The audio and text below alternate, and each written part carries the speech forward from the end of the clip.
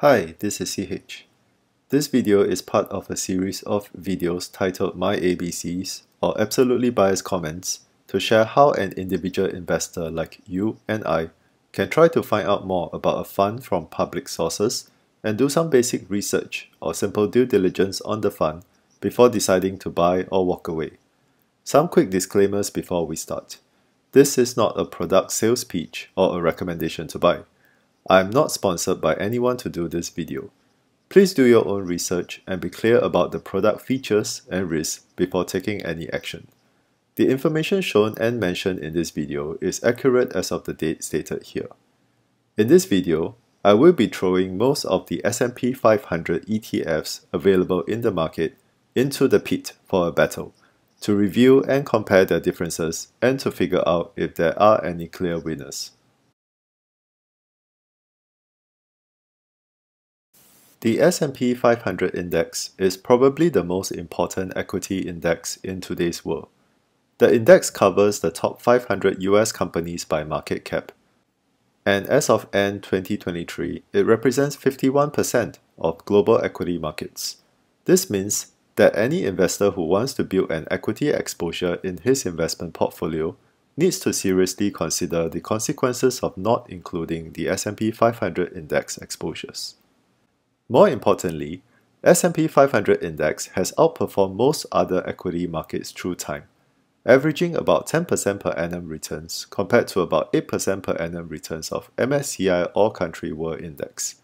Having an underweight in S&P 500 index exposure will therefore likely lead to an underperformance in an investment portfolio.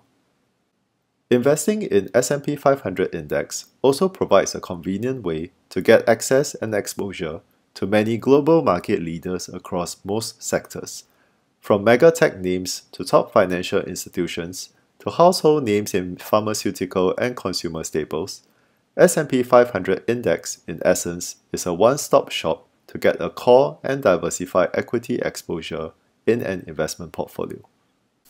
There are several ways for an investor to get exposure in S&P 500 index.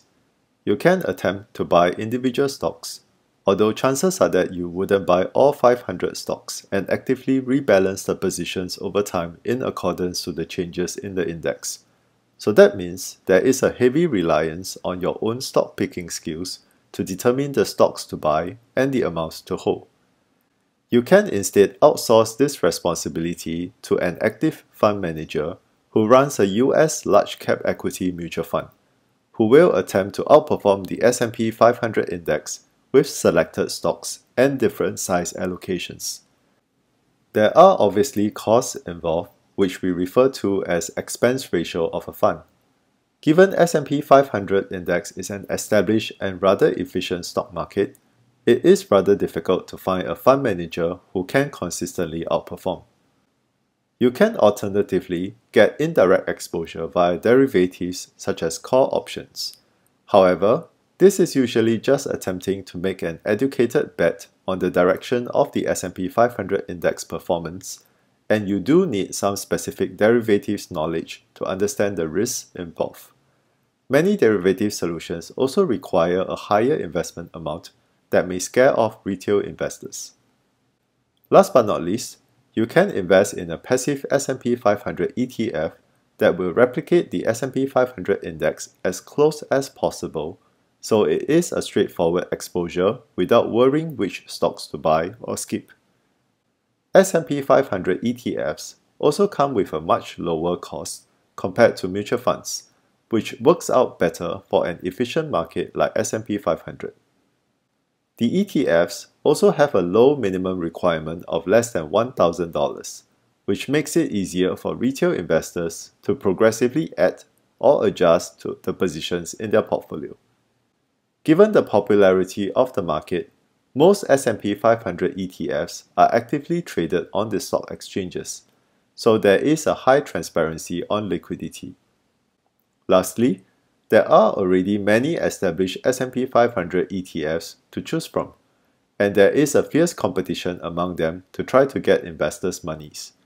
Therefore, the rest of this video will be focusing on the battle of the S&P 500 ETFs.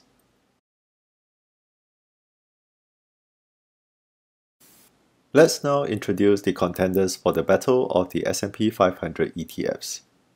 Most of the general data are obtained from the respective ETF websites and their fact sheets. The average trade volume data is obtained from Yahoo Finance, as it is one of the few public sources that has this data for all the ETFs here. For the US listed ETFs, we have IVV from iShares, SPY and SPLG from ssga's spyl, and VOO from Vanguard. These ETFs are all using full replication strategy, meaning they hold as close as possible the same positions and weights of the constituents of the S&P 500 index by investing in the actual stocks. SPY is the earliest S&P 500 ETF incepted in 1993. It has the second highest AUM at $630 billion and has a notably higher expense ratio compared to IVV and VOO. But it has a significantly higher trade volume as it is the most commonly used ETF globally, especially as most investment banks and option investors continue to prefer using SPY. Given the ongoing push for cheaper fees in recent years, ssga rebranded SPLG in 2020 into a low 0.02% expense ratio ETF in attempt to address investor demands. So while the inception date of this ETF is 2005, we should assess the lower fee performance from 2020 onwards.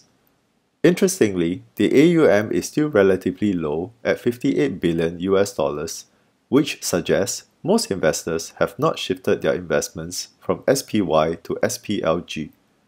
Average trade volume, while lower than SPY, is comparable to IVV and VOO.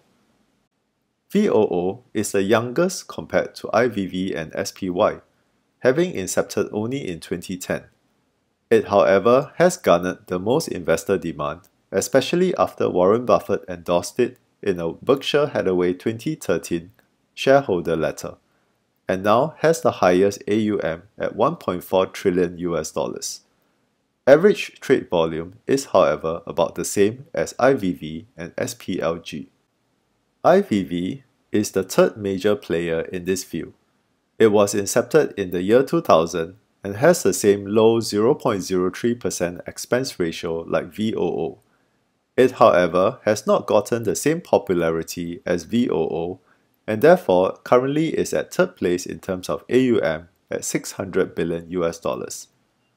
Nevertheless, VOO, SPY, and IVV are the three largest ETFs globally, and this also reflects the importance of having US equity exposure through a S&P 500 solution in an investment portfolio. One important thing to note for US listed ETFs is that they all come with a distribution policy.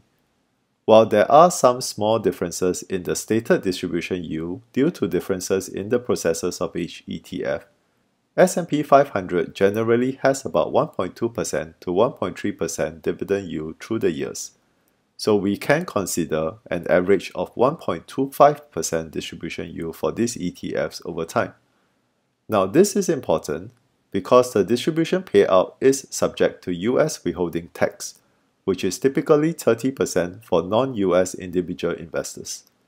30% on 1.25% calculates to 0.375%, which means you will need to reduce the expected returns by this amount if you fall under this investor category.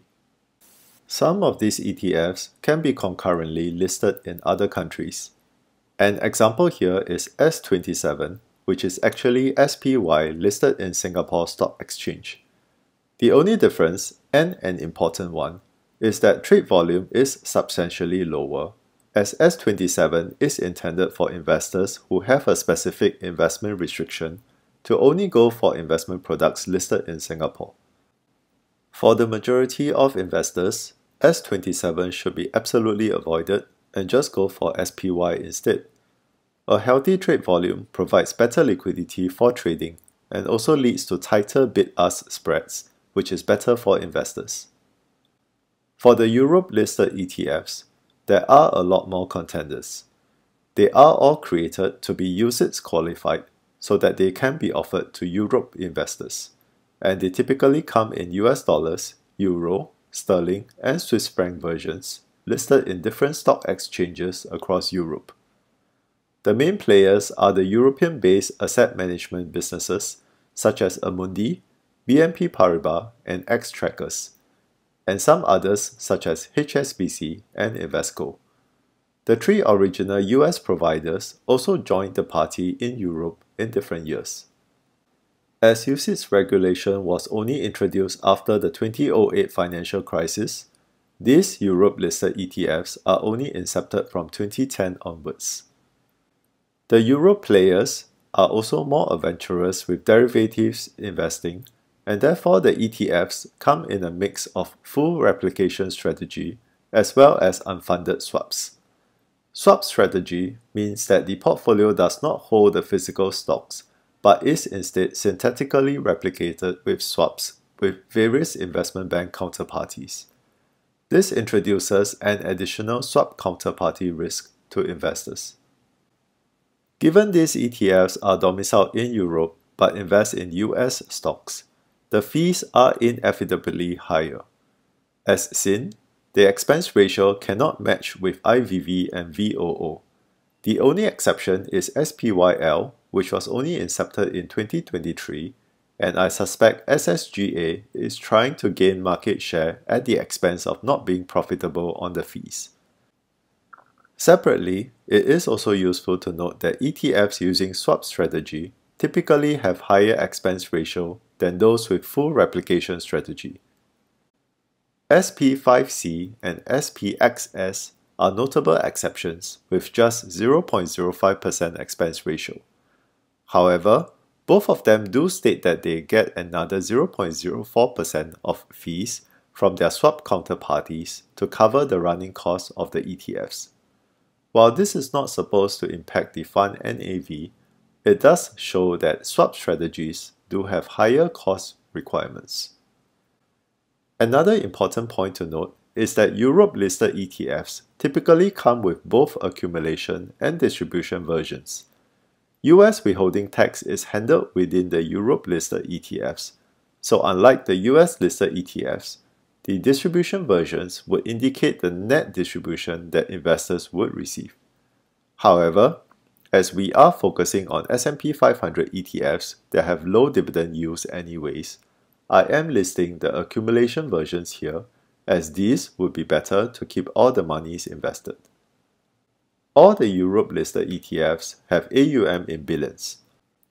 Although there is obviously a difference between the $115 billion for cspx from iShares versus a $6.8 billion for 500U from Amundi. The same goes with average trade volume. The Europe-listed ETFs generally have much lower volume than the US-listed ETFs. So in consideration of liquidity, the three original US providers stand out again with their much higher volume numbers. Let's take a look at the performance of the ETFs next. These data are all obtained from Morningstar website, which hopefully gives us a consistent single data source to rely on, and is using the price performance instead of NAV performance.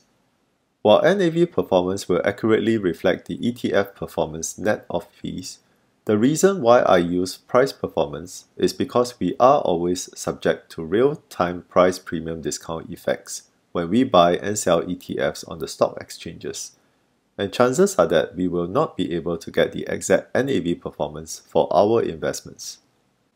Even SPY, which has the highest trade volume, is also subject to price premium discounts, and those with lower trade volume will likely get impacted in a greater magnitude.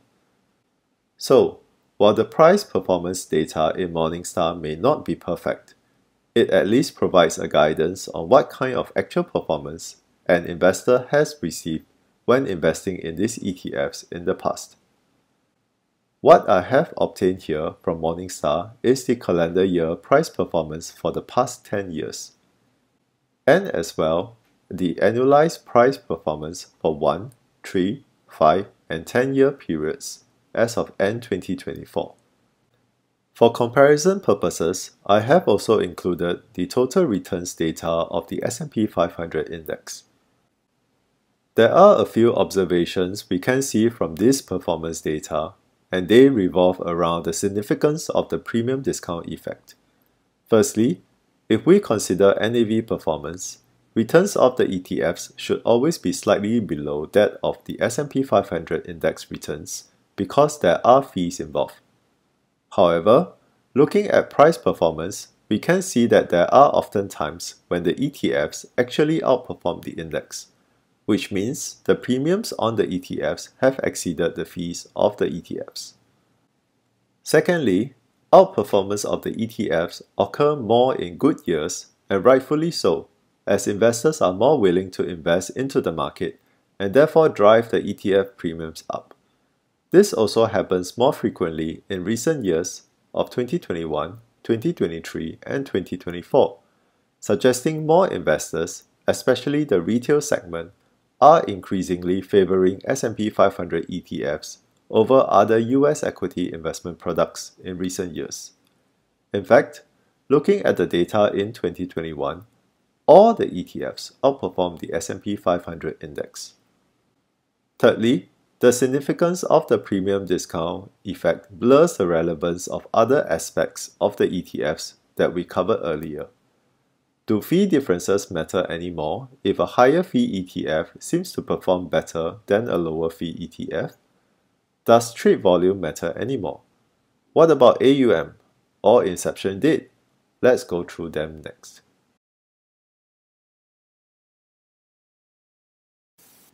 Does inception date matter? Is an ETF with a longer track record better than another one with shorter track record? My view is no. A clear example is IVV from iShares that was incepted in the year 2000 compared to VOO from Vanguard that was incepted 10 years later in 2010. 10 years of difference in track record didn't make VOO inferior in any way. Performance is near identical, and the fact is VOO has significantly more AUM than IVV today. We would consider track record if these are actively managed mutual funds where we want to find a manager that has a long proven consistent alpha performance. But these are passive ETF strategies tracking an established market, so the track record of the product does not matter. Does it matter where the ETF is listed or domiciled at? For S&P 500 ETFs, this is mainly a question of US listing versus Europe listing. On performance considerations, if we compare Vanguard's US listing VOO versus Europe listing VUSD, there is no definite conclusion of one being better than the other. So performance is not the main concern here. However, the listing domicile of the ETFs do indirectly lead to other aspects of consideration. US listed ETFs are only available for US dollars trading and have distribution payout that is subject to US withholding tax.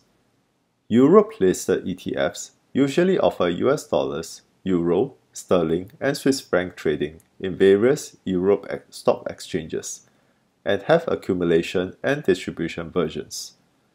Europe-listed ETFs are also UCITS compliant. So if you are a US investor, you would probably be going for the US-listed ETFs. If you are a European investor with Euro or Sterling currencies, or have a requirement to go for UCITS products, you would have to go for the Europe-listed ETFs. If you are an Asian investor, you might want to consider whether to go for Europe-listed ETFs for accumulation versions or US-listed ETFs for higher trading liquidity.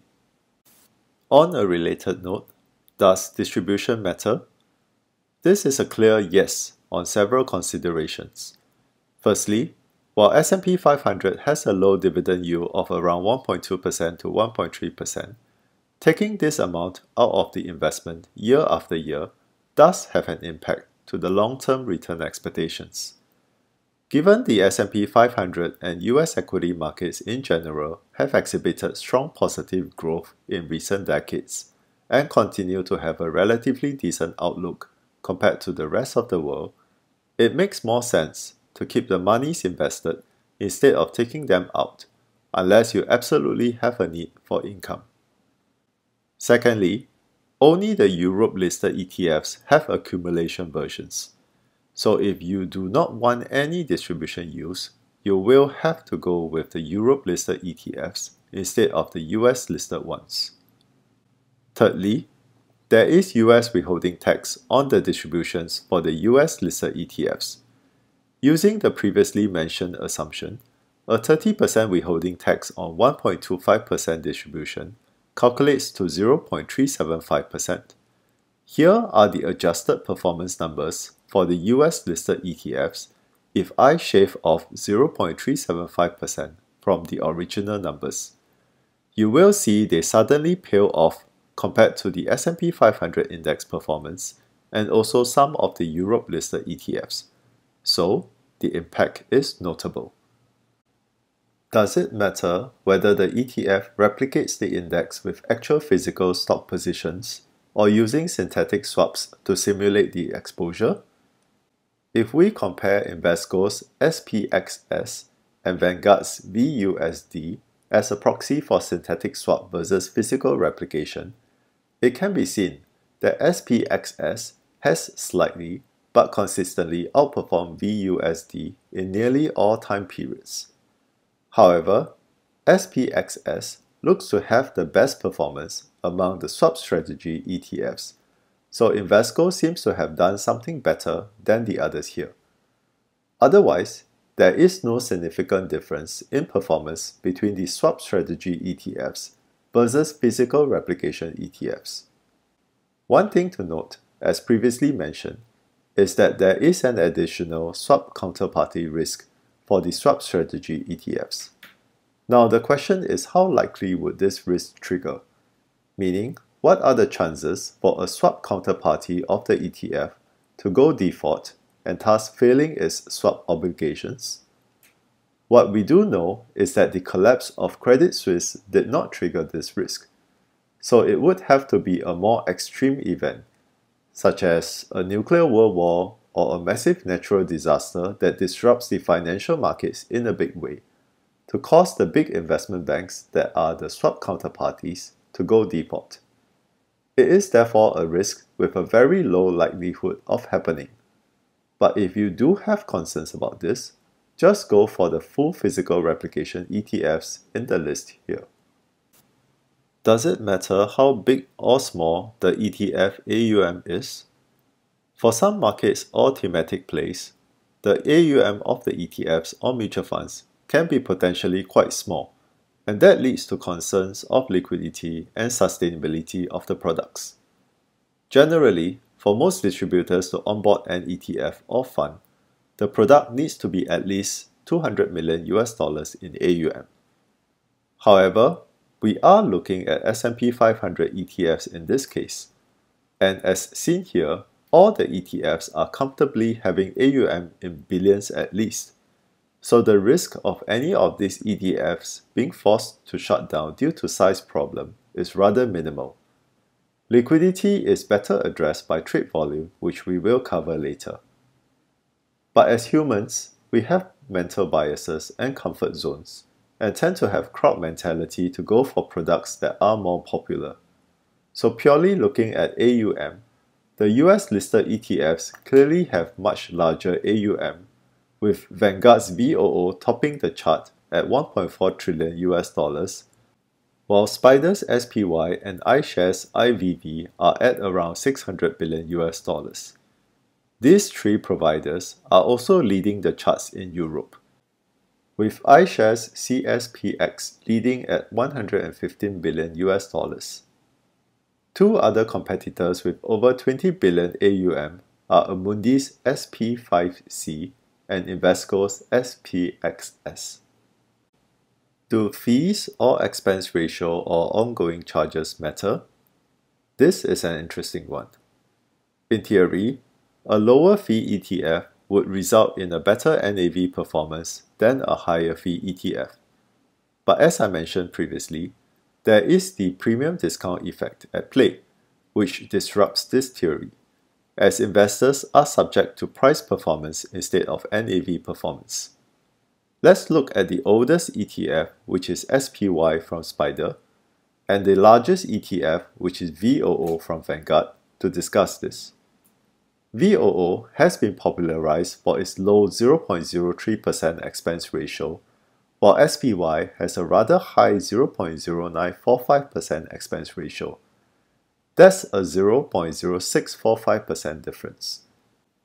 This may be a meaningful percentage for large investments from institutional investors and pension funds. However, if you are a small retail investor, 0.0645% on a $10,000 investment calculates to only $6.45, which may not be a significant amount to deter you from SPY. That being said, VOO is indeed slightly better than SPY even when looking at price performance, having a better calendar year return in 8 out of 10 years. This is, however, not a consistent observation. If we look at Europe-listed ETFs using vusd from Vanguard and xspu from xtrackers for comparisons, xspu has a higher expense ratio of 0.15% compared to VUSD's 0.07%. But xspu has outperformed VUSD 8 out of 10 calendar years. So, fees may matter, but only in a small way. The fee differences between the S&P 500 ETFs here are not significant, and other factors such as premium discount effect or the replication strategy appear to impact actual performance more. The topic about low fees is more about comparing ETFs to mutual funds, as retail share classes of mutual funds charge around 1.5% and has a more meaningful impact to the performance differences. Does liquidity matter? Despite S&P 500 being the most popular equity market for investing, there are still significant differences in liquidity through observing the average trade volume data. The US listed ETFs have much higher trading volume than the Europe listed ETFs, and in both regions, the top 3 providers of Spyl, Vanguard, and iShares dominate the flows. It is important to note that liquidity does not equate to performance. A less liquid ETF will exhibit a greater premium discount gap from the NAV and may sometimes lead to a higher return instead. This can be observed by comparing SPY, which has the highest average trade volume of 48.5 million, and S27, which has the lowest volume at just 700. S27 is actually SPY that is listed in Singapore, so the product is exactly the same. However, as there is little trading of S27 being done, it has actually resulted in a distorted price performance that looks to be better than SPY. Investors should not attempt to bet on using illiquidity to get better returns, as you may easily end up on the losing side of the deal, as illiquidity bites both ways. Some may argue that liquidity is not an issue with ETFs because ETFs can create and redeem units or shares easily to handle trading demand. This is true, however, it is being done only in bulk amounts. For example, large transactions coming from institutional investors or pension funds. For normal retail investors, the liquidity is constrained to the availability of trades in the secondary market on the stock exchanges. Therefore, for retail investors, having high liquidity is more important than small performance differences when looking at ETFs. You want to be able to buy and sell the investments easily, and the ETFs with higher trade volume tend to have smaller premium discount gaps to NAV, so there is better certainty in the return expectations. In consideration of this, sticking with the top 3 providers for better liquidity would be preferred if you are not a big investor.